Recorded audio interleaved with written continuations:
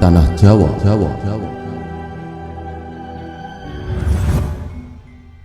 Sedulur-sedulurku, orang-orang di Jawa mengingat bencana lewat mitos.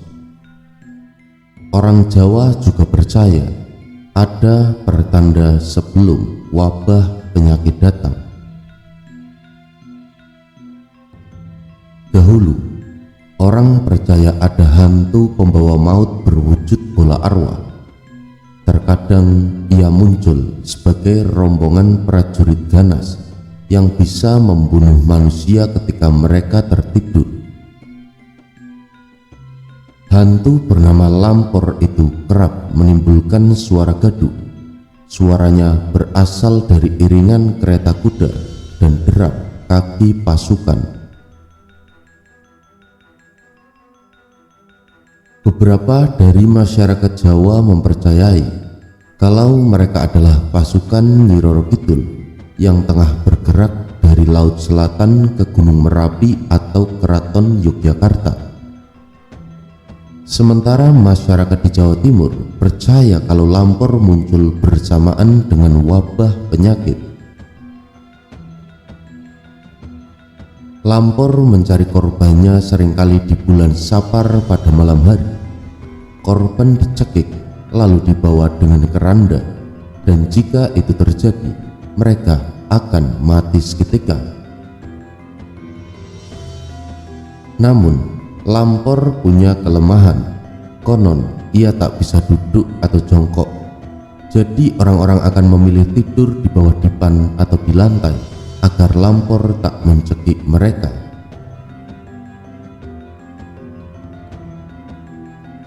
Desas-desus seputar Lampor kemungkinan muncul manakala banyak terjadi wabah penyakit pada masa lampau. Jika ia datang, orang bisa mati dalam tidurnya. Wabah penyakit dalam konsepsi lama direalisasikan dengan peristiwa mistis seperti pada hantu Lantor tersebut. Terkadang dalam percakapan, kata Lampor disandingkan dengan kata pagebluk menjadi pagebluk Lampor. Lampor secara harfiah berasal dari kata Jawa kuno, yaitu lampur, yang berarti mengembara atau bepergian. Sementara pagebluk adalah istilah Jawa untuk menyebut wabah penyakit. Istilah pagebluk Lampor kemudian memberi penegasan kalau pada masa lalu mungkin pernah terjadi pagebluk yang dahsyat dampaknya. Soal dahsyatnya pagebluk ini, ada perkataan dalam bahasa Jawa Baru yang populer, isuk loro sore mati. Ini kan memberi gambaran betapa ganas penyakitnya dalam durasi sesingkat itu orang meninggal dunia. Kata-kata itu dijumpai dalam kisah Babat Tanah Jawi. Jadi setelah Amangkurat I wafat, Mataram tertimpa musibah. Banyak orang yang sakit, negara pun rusak, udara tidak baik, makanan menjadi mahal, hujan tidak turun, sehingga udara begitu panas. Negara Mataram seperti terbakar, banyak orang meninggal, pengemis tersebar di sepanjang jalan atau sungai. Banyak penderita sakit borok, kubis, patek, bubul, dan sejenisnya. Orang yang sakit di waktu pagi, sorenya pun meninggal. Jadi dari situ kita melihat bahwa pada masa lalu ada gambaran tentang bencana wabah penyakit. Mungkin saking menakutkannya dampak pagebluk, orang Jawa pun mulai mencari pertanda atau tetenger sebelum wabah datang. Pada zaman Mataram Islam misalnya, pagebluk dihubungkan dengan kemunculan bintang berekor komet atau lintang kemukus dalam kepercayaan orang Jawa. Menurut tradisi mereka, kemunculan komet pada arah tertentu memiliki arti, diantaranya sebagai pertanda kemunculan pagebluk. Memang umumnya, penampakan komet dimaknai sebagai membawa hal yang kurang baik, kecuali apabila muncul dari arah barat.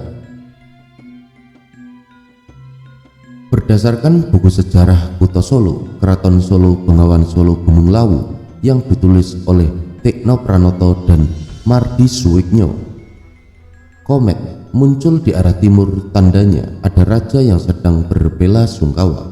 Lalu rakyatnya bingung, desa pun banyak yang mengalami kerusakan dan kesusahan. Harga beras dan padi murah tetapi emas mahal harganya.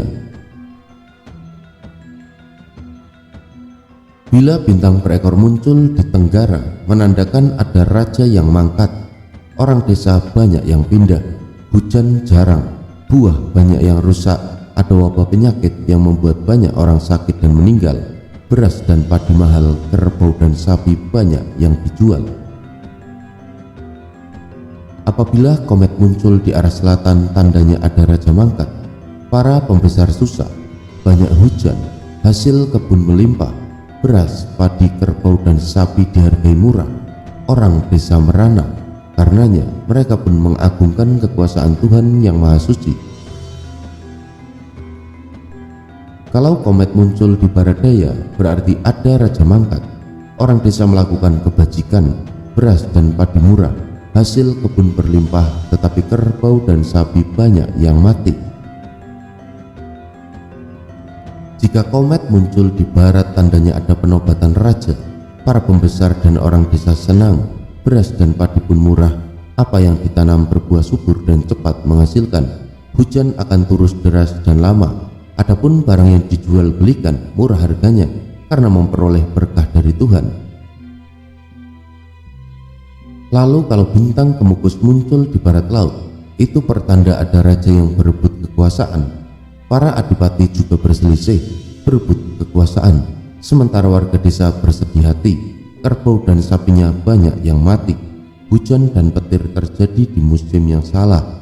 Kekurangan makin meluas dan berlangsung lama. Beras dan padi mahal, namun emas murah harganya.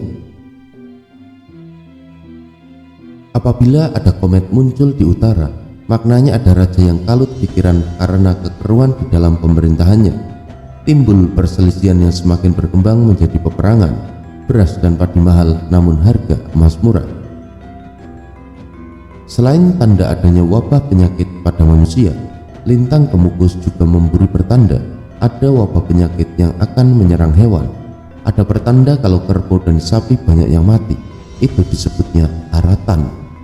Bila lintang muncul di arah barat daya dan di barat laut, ada pertanda alam yang di masa lalu dipersepsi sebagai tenggara tentang adanya kematian. Lampor itu juga merupakan keyakinan lokal, sebenarnya tidak secara langsung bicara tentang penyakit, akan tetapi ada dampak yang berhubungan dengan penyakit. Karenanya musibah yang terjadi akibat wabah penyakit bisa disebut sebagai malapetaka. Secara harfiah, dalam konteks Jawa kuno dan Jawa tengahan, kata mala atau molo berarti kotor, cabul, najis secara fisik dan moral, noda, cedera, cacat, dan dosa. Kata itu bisa juga berarti penyakit. Terlihat bahwa pada mulanya malapetaka berkalian dengan bencana penyakit yang kemudian diperluas artinya ke bermacam bencana. Dengan pengertian itu, seringkali wabah penyakit yang termasuk ke dalam malapetaka tadi disebutkan tidak lewat penanganan medis. Ini suatu isu penyakit kemudian membias ke hal yang di luar penyakit. Misalnya, ada masyarakat yang membuat tumpang untuk mengatasi serangan pagebluk, seperti dijumpai pada masyarakat Tengger, suku asli yang mendiami wilayah Gunung Bromo dan Semeru, Jawa Timur. Mereka punya tumpeng peras. Namanya berkenaan dengan cara tumpeng itu diperlakukan. Setelah diupacarai, puncak tumpeng akan dikepras. Diyakini memotong ini salah satunya untuk menghilangkan penyakit. Jadi secara simbol tumpeng dan praktik social distancing ini sama prinsipnya, memotong rantai penularan.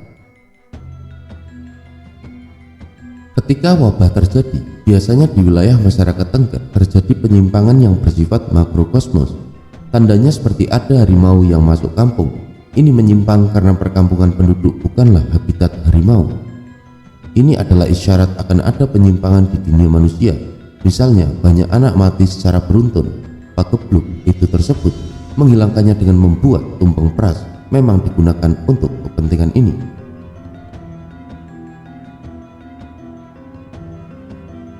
Sementara wabah penyakit yang menimpa manusia ataupun binatang adalah pertanda tentang adanya kekacauan di mikrokosmos. Adapun kemunculan lintang kemukus merupakan pertanda adanya krisis pada makrokosmosnya. Komet itu adalah penyimpangan. Dalam kondisi normal, komet akan tetap di garis orbitnya, dan ini seringkali dipercayai akan diikuti dengan penyimpangan mikrokosmos atau pagebluk. Matur sembah nuwun sedulur-sedulurku telah menyimak. Semoga berkenan dan semoga bermanfaat. Dan jangan lupa untuk bisa meninggalkan jejak-jejak di kolom komentar. Mugi rahayu sagung dumadi.